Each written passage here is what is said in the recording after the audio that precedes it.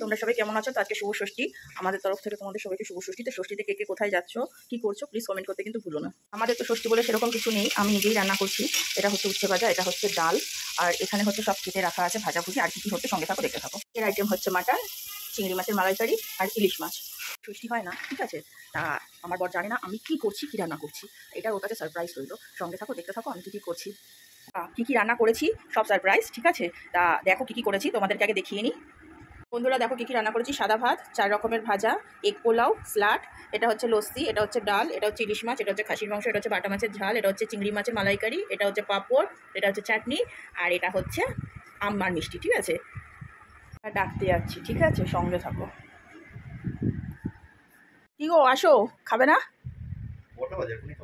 আরে আসো না, খাবে তো, তাড়াতাড়ি আসো, চলে আসো,